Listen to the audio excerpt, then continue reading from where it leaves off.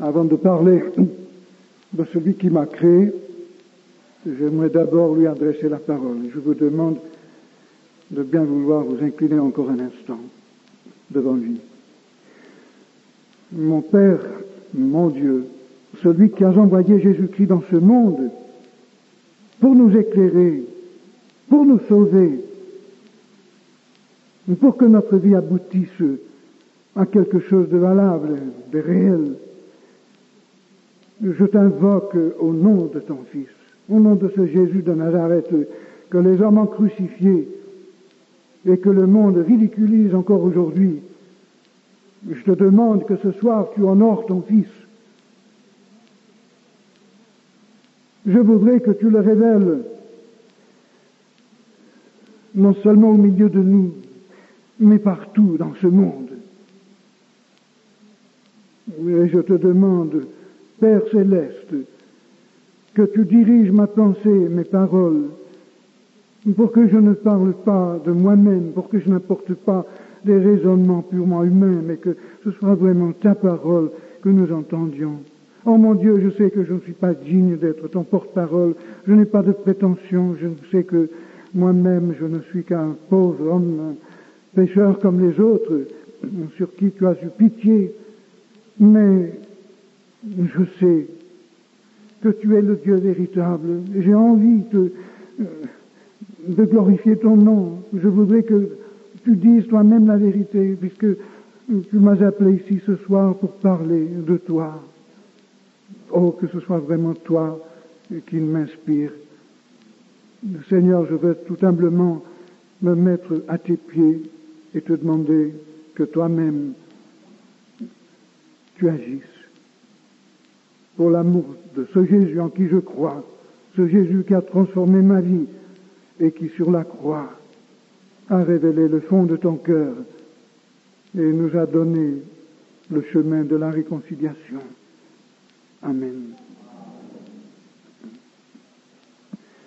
J'aimerais porter vos regards pendant quelques instants sur le dernier message de Jésus-Christ à adresser à son Église.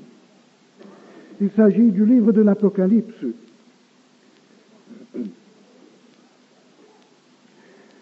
Dans le premier verset de ce livre mystérieux, mal compris et souvent contesté, que certains éléments de l'Église primitive ne voulaient même pas accueillir dans le canon du Nouveau Testament, nous avons des choses remarquables, mais ce livre s'intitule Apocalypse de Jésus-Christ. Le premier verset, les premières paroles sont Apocalypse ou révélation de Jésus-Christ.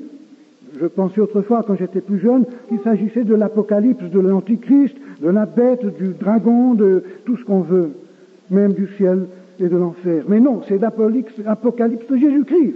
C'est la révélation de Jésus-Christ.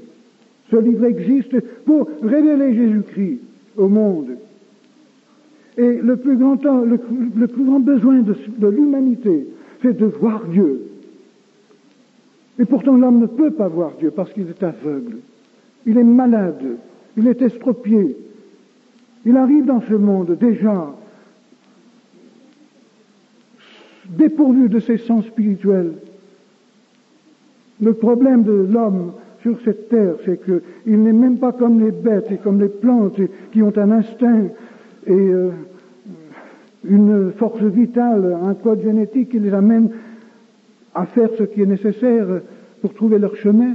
Mais l'homme est à la dérive, comme un bateau sans gouvernail, sans boussole. Il ne sait pas pourquoi il vient dans ce monde, il ne sait pas où il va.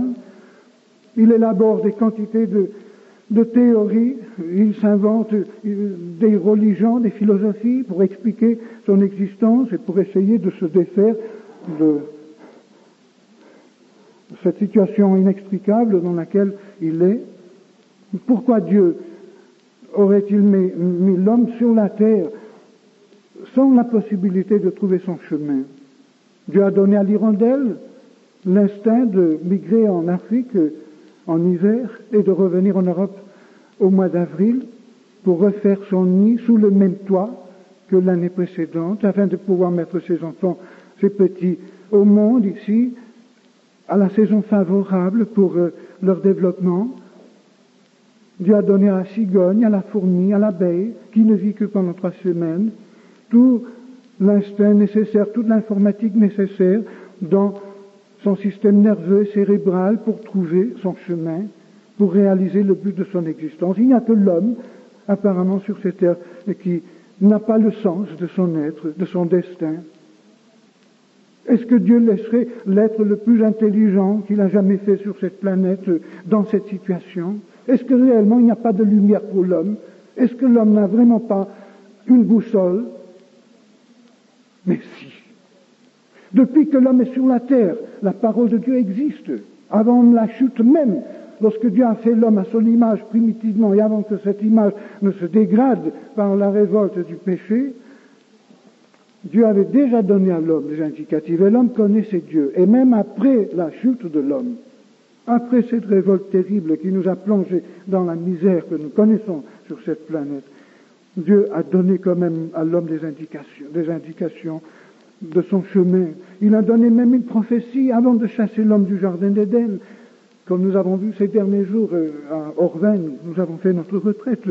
Dieu a donné à l'homme la promesse du Messie, du Sauveur, qui mettrait un terme aux activités du grand ennemi et qui viendrait dans ce monde pour accomplir la volonté de Dieu et pour nous délivrer, qui serait blessé et tué tout en faisant cela, tout en écrasant le serpent, mais qui finirait tout de même par accomplir la volonté de Dieu et mettre la paix sur la terre. L'homme, depuis son origine, a eu quand même la lumière, mais le problème, c'est que les nations ont refusé systématiquement cette lumière. Ici, en Suisse, on est tellement privilégiés parce que depuis des générations, on sait ce qu'est la Bible. Dans certains pays où j'ai travaillé, et j'ai travaillé dans à peu près une vingtaine de pays, je crois, au cours de ma vie, dans la majorité de ces pays, il faut même expliquer ce qu'est la Bible. Et il faut même expliquer ce qu'est Dieu.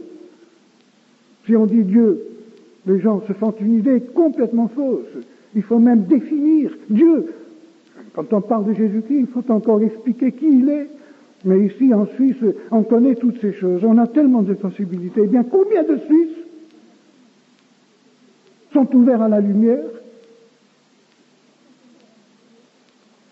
Pourquoi toutes les nations, même les nations les plus bénies, les plus privilégiées, j'allais dire les plus chics, comme la Suisse, que j'aime tant, et où j'ai passé 5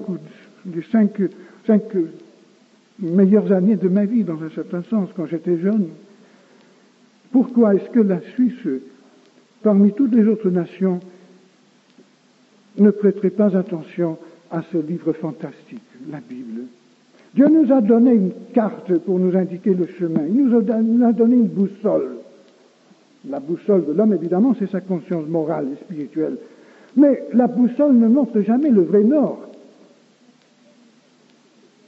Le navigateur qui traverse l'Atlantique ne se fie pas entièrement à la boussole. Il lui faut aussi la carte pour corriger sans cesse la variation magnétique.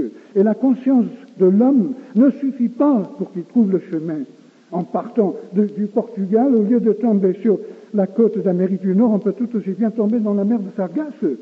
Si on n'a pas de carte, si on n'a pas le moyen de corriger la variation magnétique de la boussole. Et Dieu a donné à l'homme tout de même une boussole, une conscience morale, mais qui a été déformée par la maladie qu'il hérite de ses parents, de ses ancêtres, du premier homme. Et la boussole ne nous indique jamais le vrai nord. Il faut que cette variation soit corrigée sans cesse, à chaque heure, en se référant à la carte que Dieu nous a donnée. Et Dieu nous a donné une carte. Et le problème, c'est que les hommes ne veulent pas cette carte. Ils préfèrent même des cartes tout à fait démodées ou des cartes faussées, des cartes inventées qui n'indiquent jamais le chemin jusqu'à la vérité. Et c'est cela qui est tellement étonnant. Ici, je suis dans un pays qui est vraiment à la racine de la bénédiction que Dieu a apportée au monde. La Suisse a été un pays qui a été en bénédiction à des multitudes d'autres pays. Mais qu'est-ce qui est arrivé en Suisse, comme dans les autres pays, comme en Angleterre et comme en Allemagne, comme dans tous ces pays qui ont reçu la Bible il y a 400 ans, qui ont réformé leur voie, qui sont revenus à la source, mais qui aujourd'hui ne voient pratiquement aucune utilité dans ce livre qu'on considère comme mythologique, complètement dépassé. Mais la Suisse, qui a été tellement bénie dans le passé, n'est-elle pas aujourd'hui en train, justement, comme les autres pays, de rejeter cette révélation que Dieu a donnée? Comment l'homme pourra-t-il aujourd'hui trouver son chemin s'il jette la carte unique, la vraie carte qui lui montre son chemin? Je suis sûr, chers amis, et je parle à un auditoire que je ne connais pas, mais qui est, je pense, composé en partie de chrétiens ou de personnes qui se disent chrétiennes. Je suis absolument persuadé que notre besoin suprême, aujourd'hui, vers la fin du XXe siècle, c'est de revenir à la source. Je crois que sans cela, il n'y a aucun espoir pour cette génération.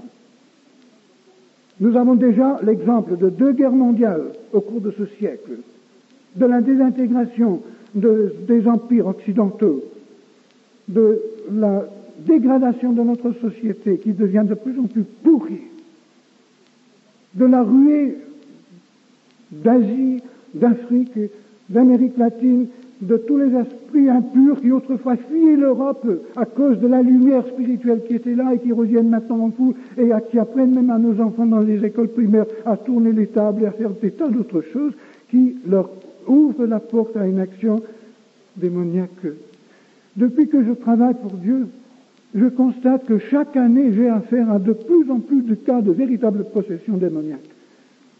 Autrefois, je n'y croyais pratiquement pas. Et quand je rencontrais les premiers cas, je ne savais même pas comment faire. J'étais complètement dépassé. Mais il faut qu'un serviteur de Dieu sache faire faire aux puissances les plus terribles. Mais nous sommes aux prises avec toutes sortes de puissances aujourd'hui, qui viennent de très très loin. Notre philosophie moderne est un mélange de plusieurs courants qui préparent un grand système mondial.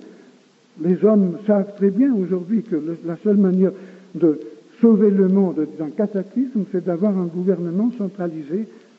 Seulement, aucun homme, aucune nation ne sait comment encore parachever cet idéal, faux idéal, puisque la Bible nous dit que le seul qui puisse gouverner ce monde est Jésus-Christ.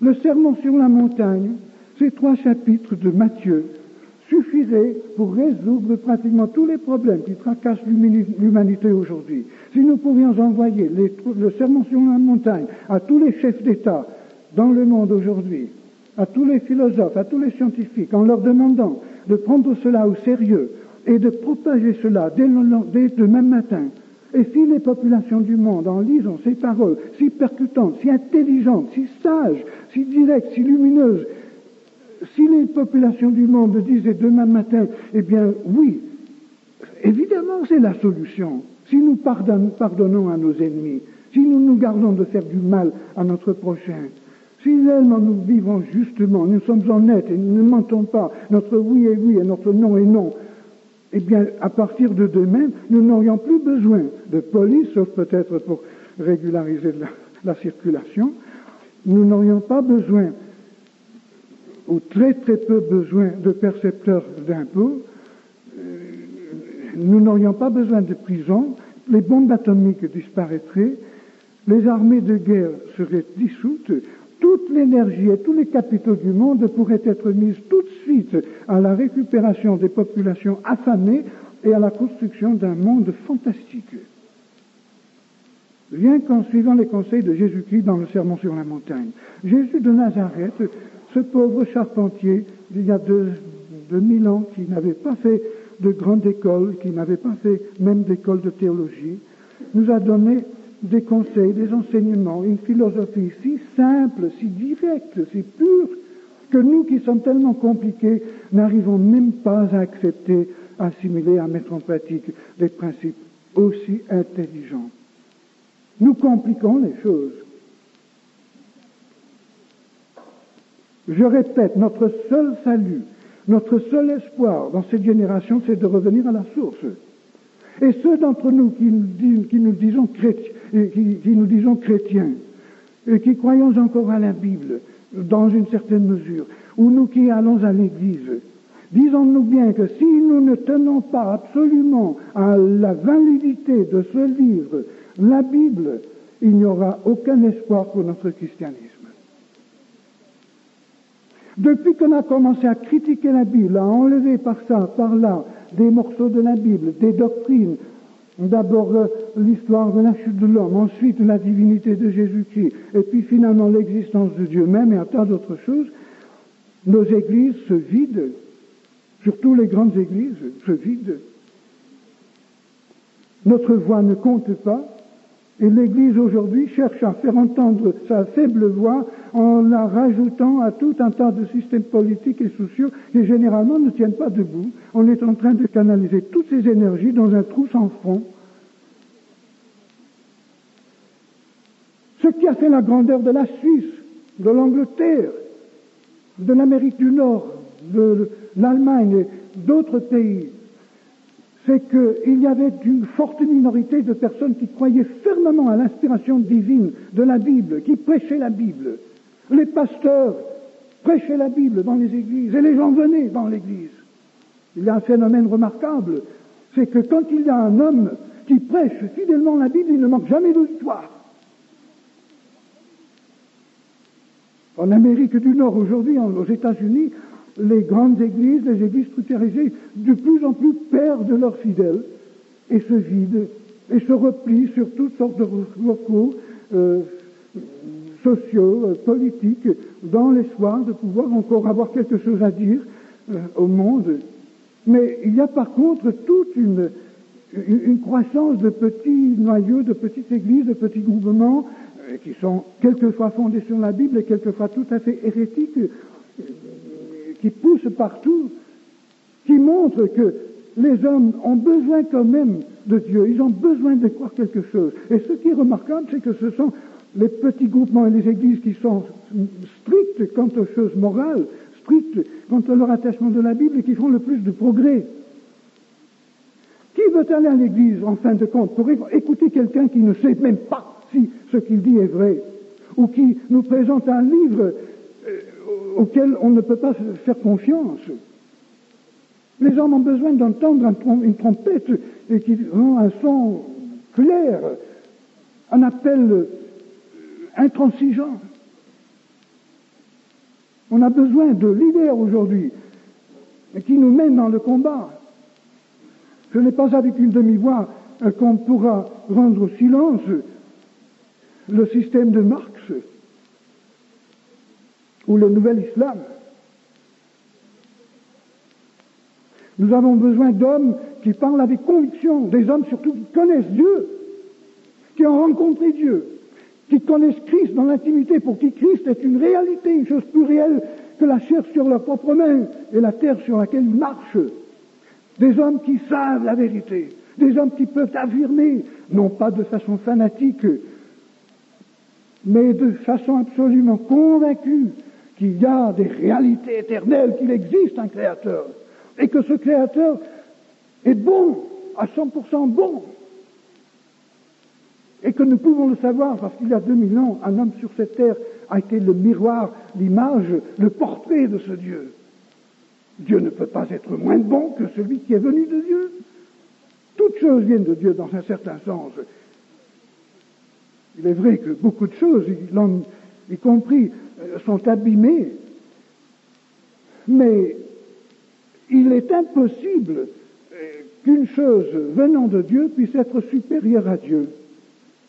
Or, quand on lit l'histoire de tout ce qui est arrivé sur cette planète, on découvre un homme exceptionnel, un homme qui était absolument humain, tellement humain que les garçons qui ont joué avec lui dans les rues de Nazareth n'ont jamais soupçonné qu'il était autre chose qu'un garçon comme eux.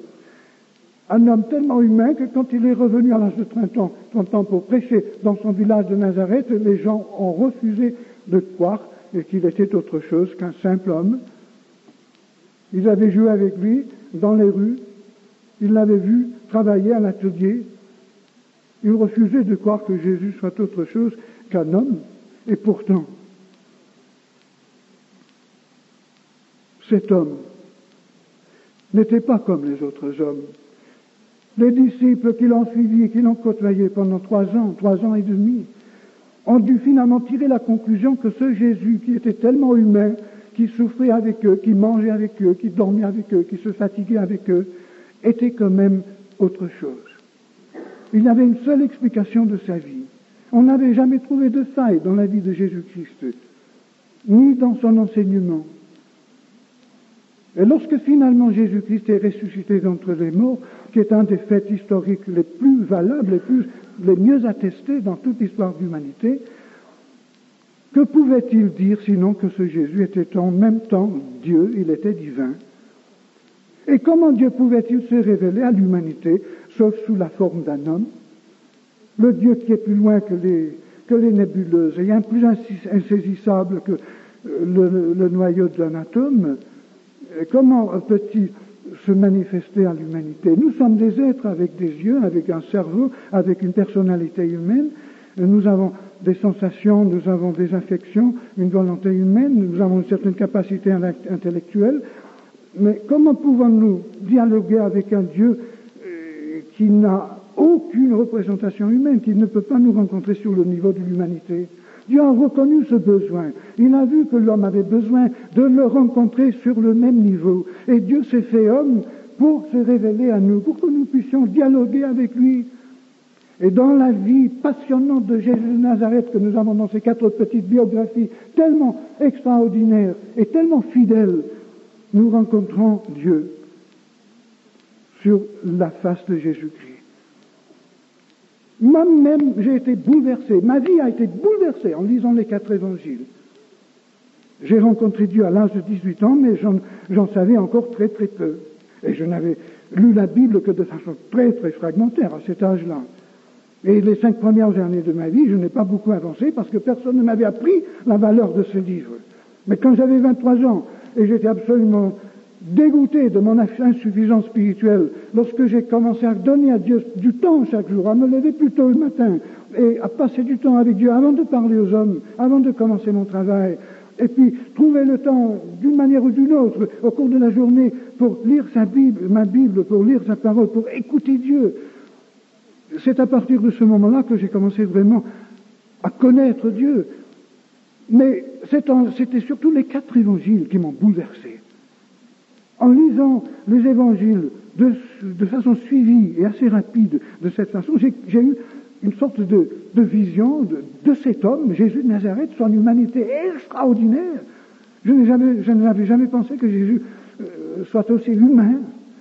Et pourtant, au travers de cette humanité, je voyais comme une lumière fulgurante toute la divinité.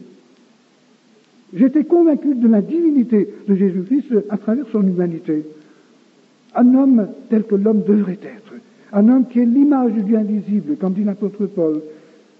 Et cet homme, le monde a besoin de le rencontrer aujourd'hui. Et il ne peut le rencontrer sauf à travers l'Église, à travers les chrétiens. Quel est l'évangile que nous prêchons? Quel est le message que nous donnons au monde?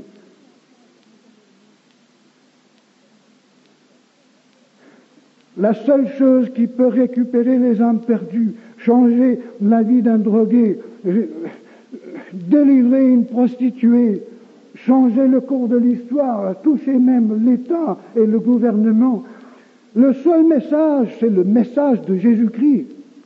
C'est la seule chose qui puisse satisfaire le cœur de l'homme.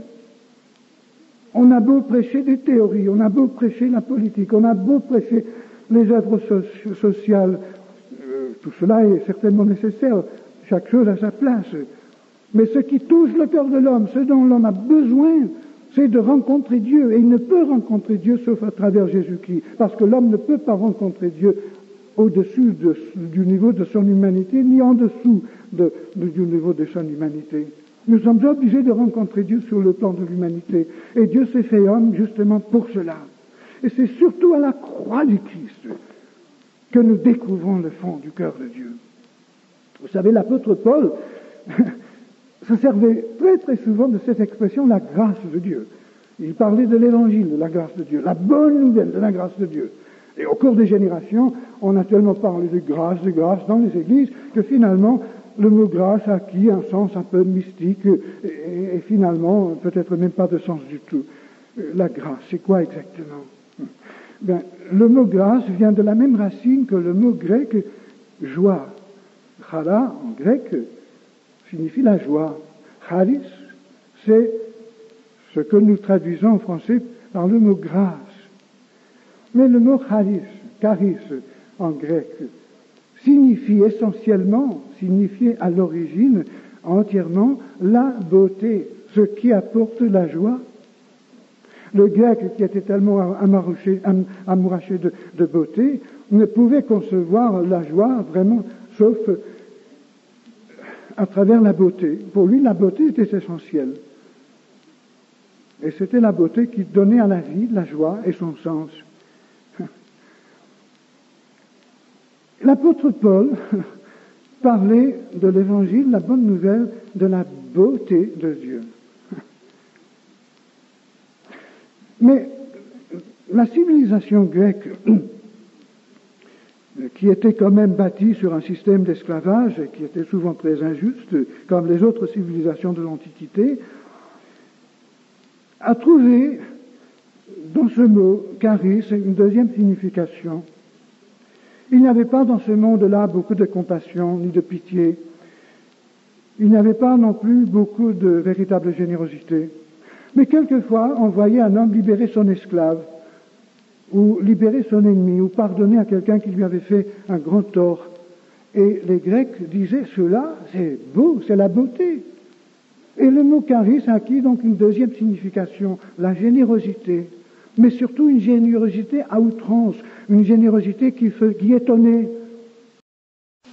Et l'apôtre Paul, donc, prêchait partout dans le monde païen, dans le monde grec de son époque, l'évangile, la bonne nouvelle de la beauté de Dieu, de la générosité de Dieu. Il leur disait, moi je vous parle d'un Dieu que vous ne connaissez pas, le Dieu inconnu, celui qui a fait les nébuleuses et la Voie lactée, celui qui a fait les fleurs du printemps, celui qui a créé le visage d'une jeune fille, celui qui a inventé la vie, celui qui a mis la neige sur la montagne, celui qui nous donne le cadeau de l'amour,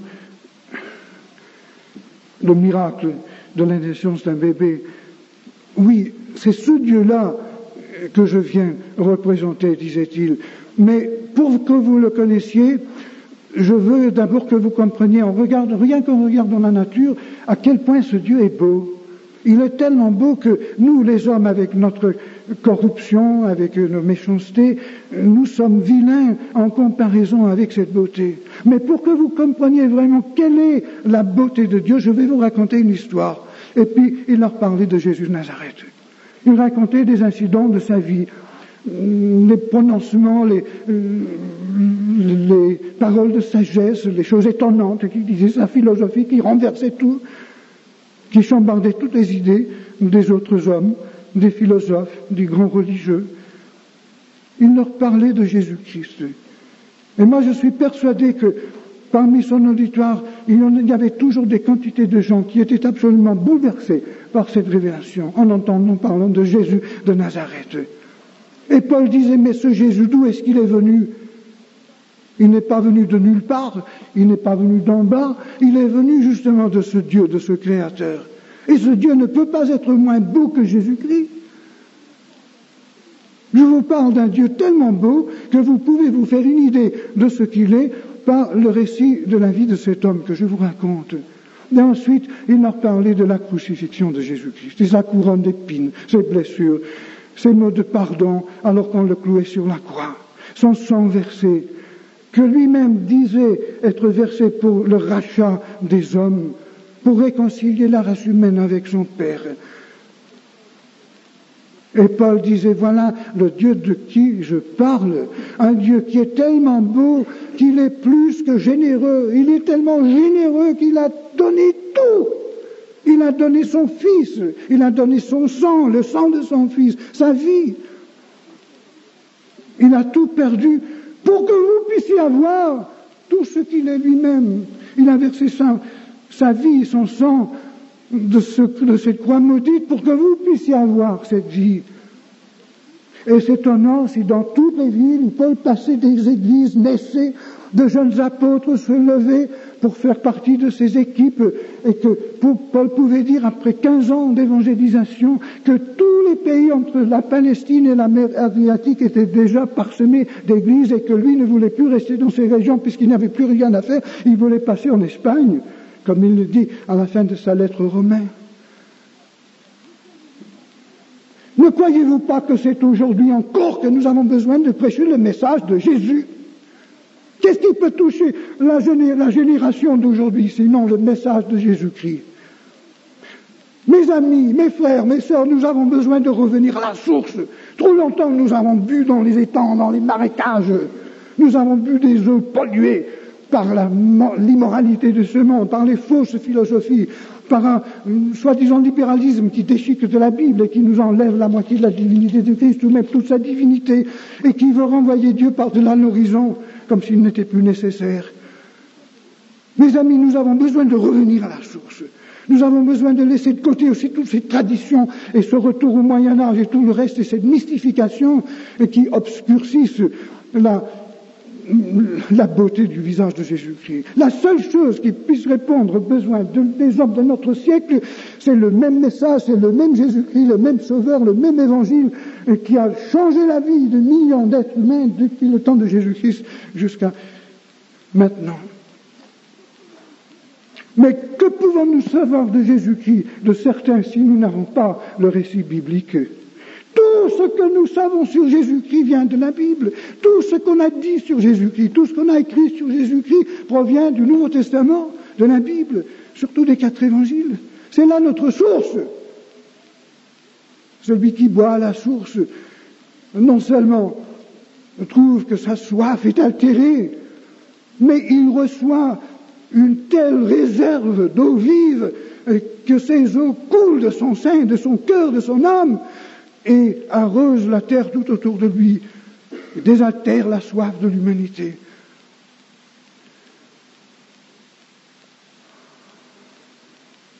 Mes frères, mes sœurs, j'ose même prophétiser, si vous voulez, que si cette génération, et surtout l'Église de notre génération, les chrétiens, les églises de notre époque, ne reviennent pas au Jésus-Christ authentique des évangiles et ne reviennent pas à l'évangile même, au Nouveau Testament, à la parole de Dieu écrite, il n'y a aucun espoir pour cette génération. Je crois que Dieu nous met au pied du mur. Tous, nous savons très bien que si les choses voulaient se dérouler ainsi, avant la fin de cette semaine, à la rigueur, toute l'Europe occidentale pourrait être sous la botte de l'armée rouge, tout le monde le sait. Mais ça, ce n'est qu'un danger secondaire. Il y a des choses infiniment plus terribles que la botte de l'armée rouge. Et je ne parle même pas de la bombe atomique, mais je parle de la pourriture qui dégrade notre société. Je parle des philosophies qui éloignent les hommes de Dieu. Je parle du faux évangile qui est prêché dans tellement de chair, dans tellement d'églises aujourd'hui. Un évangile émasculé qui présente une caricature de Jésus-Christ, une parodie de Dieu.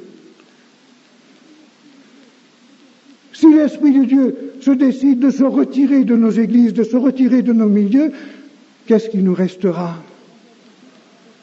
Nous serons obligés de faire alliance avec les ennemis de Dieu, avec ceux qui voudraient nous utiliser, nous manipuler.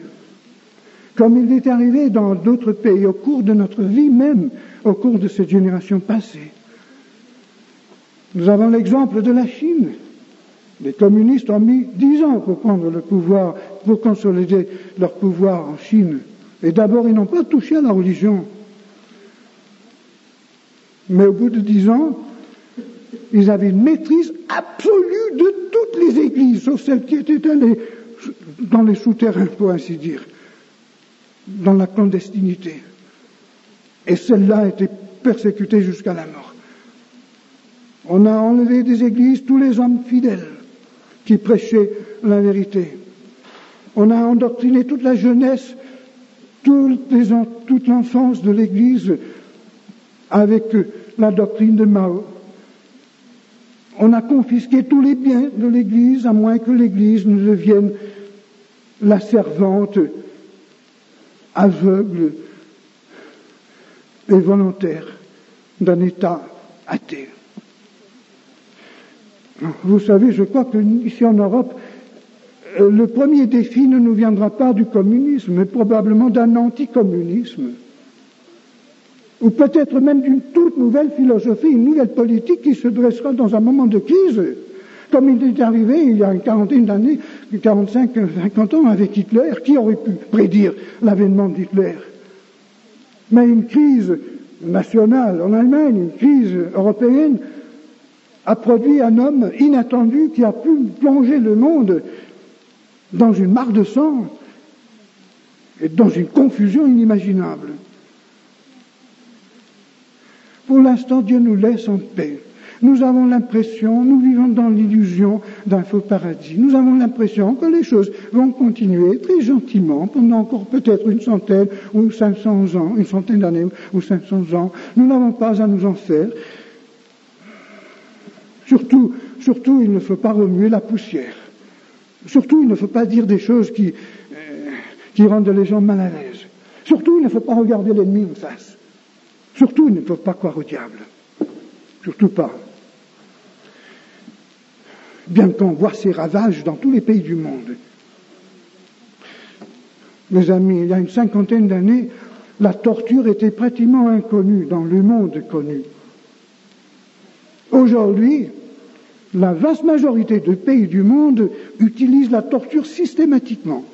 Amnesty International a trouvé dernièrement dans un certain pays 50 différentes formes de torture qui étaient employées systématiquement par les autorités. Où va notre monde? Est-ce que votre philosophie va sauver le monde de la catastrophe? Et croyez-vous que la Suisse sera épargnée? Dieu a épargné la Suisse il y a une quarantaine d'années? Oui, certainement parce qu'il y avait suffisamment de chrétiens qui priaient. Mais vous savez, moi j'étais en Suisse lorsque la guerre a été déclarée et même lorsque la France a écroulé. J'étais encore là. J'ai vu. D'ailleurs, les Allemands, les étudiants allemands qui partaient en Allemagne pour la mobilisation disaient carrément, dans un mois on sera de retour. Ne vous en faites pas. Oui. Je sais que les Allemands ont choisi de passer par la Belgique et la Hollande parce que c'était plus facile. Mais s'il le fallait, croyez-vous qu'une nation puissante ne passerait pas par la Suisse ou ne jetterait même pas encore des bombes atomiques sur la Suisse? Vous savez, moi je crois que Dieu a épargné la Suisse à cause de la prière des justes en Suisse, parce qu'il y avait suffisamment de Suisses qui étaient attachés à la Bible, parce que Dieu voyait la Suisse encore comme une source de vérité, de lumière pour le monde. Mais est-ce que ce serait le cas dans une nouvelle crise?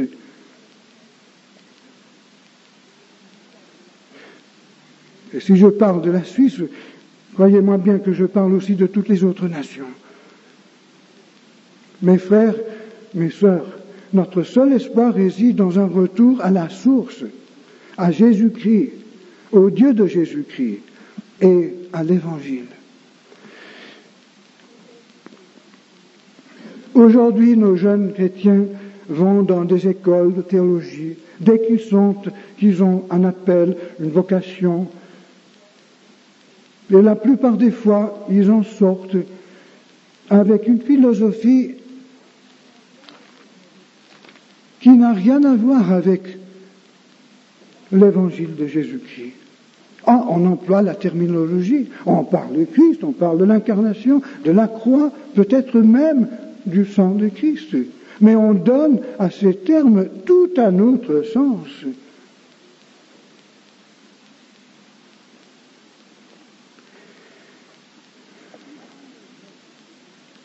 Où sont les hommes que Dieu voudra utiliser pour aujourd'hui?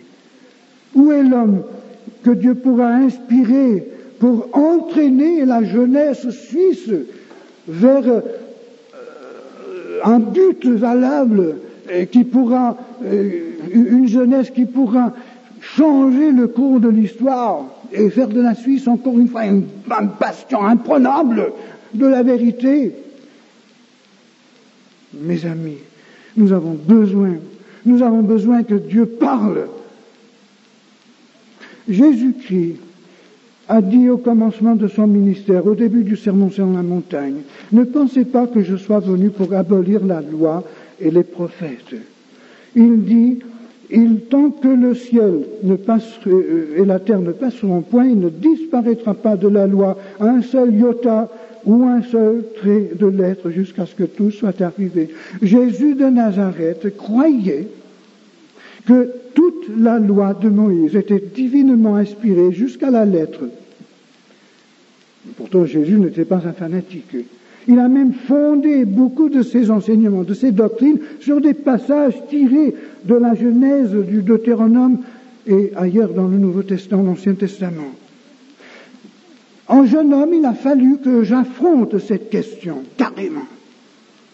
On me disait, à droite et à gauche, on me disait de front et par derrière, la Genèse, c'est une mythologie. Et j'ai vu que Jésus-Christ prenait la Genèse au sérieux, puisque pour Jésus, comme pour tous les Juifs de l'époque, la Genèse faisait partie de la loi.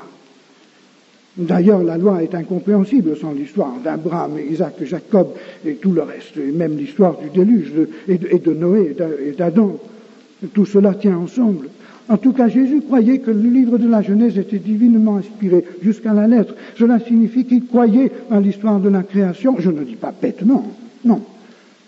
Mais il croyait à l'histoire de la création, comme elle est écrite dans la Bible. Il croyait à l'histoire de la chute. Il était convaincu de la véracité de l'histoire de Noé, puisqu'il la cite textuellement, l'histoire de Lot et de Sodome, d'Abraham, d'Isaac, de Jacob. Il croyait qu'Abraham, Isaac et Jacob étaient encore vivants, parce qu'il disait Dieu n'est pas le Dieu des morts, mais le Dieu des vivants. Et en jeune homme, il a fallu donc que j'accepte ce défi. Jésus donc disait qu'il croyait à la loi de Moïse, avec tout ce qui était inclus. Et pourtant, à moi, on me disait constamment qu'on ne pouvait pas croire à ces choses. Oui, Jésus-Christ, on l'accepte, mais Moïse, et puis la Genèse, ça c'est autre chose. Mais moi j'ai commencé à voir, à mesure que je lisais la Bible intégralement et que je voyais toute la texture organique de ce livre extraordinaire, que je ne pouvais pas mettre la Genèse à la poubelle et croire encore en Jésus-Christ. Si Jésus s'est trompé sur la question de la Genèse, qui va me dire qu'il ne se soit pas trompé sur un tas d'autres questions, y compris l'éternité, le ciel et l'enfer? Non, j'ai vu que je ne pouvais pas croire en Jésus-Christ et mettre le reste de la Bible à la poubelle. Et c'est ce qui m'a amené à faire beaucoup de recherches. Je ne suis pas scientifique, mais j'ai fait quand même beaucoup de recherches, j'ai lu beaucoup de choses, je me suis bien documenté, et j'ai même des étagères et des étagères encore remplies de livres que j'avais étudiés pendant ces années-là et que j'ai acquis par la suite sur ces questions de la science, la philosophie, la Bible, les religions comparatives et un tas d'autres questions semblables. Et j'ai vu que vraiment, il n'y avait absolument rien qui puisse gêner la raison de l'homme en lisant le livre de la Genèse. D'ailleurs, j'ai fait une étude beaucoup plus minutieuse de la première page de la Genèse avec l'histoire de la création. Et j'ai trouvé dans les récits de la Genèse 22 faits remarquables. Quand on compare le récit de la Genèse avec les cosmogonies des autres grandes civilisations de l'Antiquité, la civilisation assyrienne, babylonienne, égyptienne, hindoue, etc., c'est la différence entre les ténèbres et la lumière. Les hindous croyaient que la Terre était un grand disque porté sur le dos de 4 grands éléphants qui se tenaient debout sur une grande tortue qui naviguait éternellement dans un océan infini. Mais comparer cela avec les notions de la Bible, je sais qu'il y a dans l'hindouisme des conceptions philosophiques très très intéressantes et très recherchées. J'en sais quelque chose parce qu'à un moment donné, j'ai fait une étude très approfondie de l'hindouisme, comme de l'islam et d'autres religions de l'Antiquité et d'Orient. Mais dans la Bible, on ne trouve aucune absurdité. Tous les faits qui sont proposés sont absolument rationnels, logiques. Et en outre, j'ai trouvé que tout cela a été rangé dans un certain ordre chronologique qui correspondait vraiment aux données de la science la plus actuelle. Et je ne voyais pas pourquoi les savants rejetteraient ce récit en disant que c'était une mythologie. Et j'ai fait même un calcul. J'étais dans une université dans un autre pays. Une fois, je parlais à un tas d'étudiants, y compris pas mal de jeunes scientifiques autour de moi, et je défendais la Bible. Et je disais que je croyais que ce chapitre, que Jésus prenait pour sérieux, je croyais que ce chapitre était vraiment inspiré de Dieu. Parce qu'aucun homme n'aurait jamais pu inventer cela il y a des milliers d'années. C'était pas possible. Et j'ai simplement expliqué ces faits à la lumière de la science de nos jours. Et un jeune athée a dit, vous savez, le bonhomme, il a eu de la chance, il a tout simplement trouvé. J'ai dit, écoutez, vous-même allez trouver 22 faits de ce genre sans vous tromper. Mais pour vous montrer que votre argument ne tient pas debout, nous allons faire un petit calcul. Alors j'ai dit, écoutez, il y a 22 choses ici qui sont rangées, qui ne sont pas seulement exactes, mais qui sont rangées dans un ordre exact, qui correspond vraiment à ce que les savants de nos jours ont découvert. Comment expliquez-vous cela? Et le garçon a répondu encore, oui, il a eu de la chance. Et j'ai dit, écoutez, vous croyez être un étudiant intelligent, vous êtes scientifique, écoutez, faisons un calcul. Si vous avez deux choses à ranger dans un ordre juste, A, B, B, A, et si demain matin votre vie dépendait de votre choix, vous passeriez la nuit blanche. Quand vous avez 5 choses à ranger dans un ordre exact, sans aucune possibilité de vous tromper, vous avez plus de 120 ordres possibles. Vous avez 119 chances de vous tromper, contre une seule chance d'exactitude.